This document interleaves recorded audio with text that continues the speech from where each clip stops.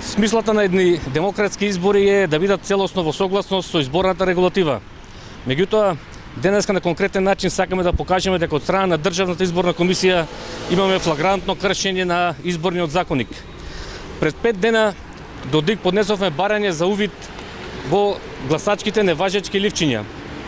И тоа од едноставна причина, бидејќи, како што слушнавме во јавноста, има околу преку 60.000 неважечки гласачки ливчиња, а што е уште поинтересно, од нашите наблюдувачи кои што беа во изборните одбори, добиваме податоци и информации дека од тие 60.000, повеќе од 26.000 е заокружен бројот 19 на тие ливчиња, а со број 19 настапуваше единствена Македонија. Или да бидам прецизен, се работи за 26.066 гласачки неважечки ливчиња на кои е заокружен бројот 19. Ова барање има своја законска основа во членот 22 став 7 од изборниот законник, каде што е јасно пропишано дека секој учесник во кампањата може во секое време да поднесе барање и да изврши целосен увид во целокупната изборна документација на изборниот орган. Поминаа 5 дена, меѓутоа од страна на Државната изборна комисија целосен молк. Од тука прашуваме зошто се плаши Државната изборна комисија и не го дозволува барањето увид кој што е целосно во согласност со изборниот законник.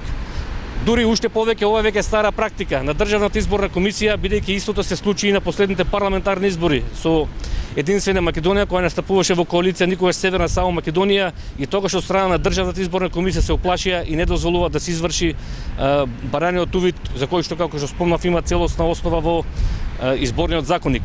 За жал, причините поради кои тоа што го прави ДИК, јавноста не ги гледа, меѓутоа нас не се совршено познати, бидејќи ги прави по налог на странски центар кој што ја контролира оваа марионетска влада во Скопје, која што е купена и контролирана од странски центар во контекст на тие геополитички влијанија во регионот и во Македонија.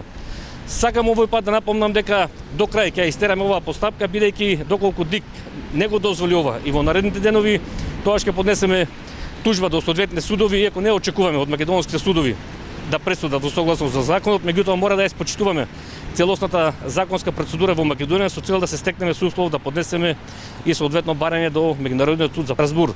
Ние сме свесни дека не можеме да ги поништиме овие избори, дури доколку позитивна биде улоката на судот во Страсбур, меѓутоа тоа ќе биде силна сатисфакција за нас и еден голем срам за државата, бидејќи пошироко во меѓународни рамки ќе се види дека Државната изборна комисија како најповикана да се грижи за законитоста на изборниот процес, всушност флагрантно го крши тој изборен процес. Затоа еве уште еднаш денеска ја повикувам Државната комисија да се одважи, да не се плаши, да го испочитува законот и да не дозволи во наредните денови да го направиме барањето увид на гласачките неважечки ливчиња. Благодарам. Зошто ако бил заокружен соодветно број 19 на начинот кој што знаеме дека се гласи, биле неважечки ливчиња? Затоа што Каде ви се тие тврдења? ливчето е неважечко бидејќи покрај бројот 19, значи е додаден некој друг знак со цел ливчињата намерно да бидат правени неважечки, а нас не се...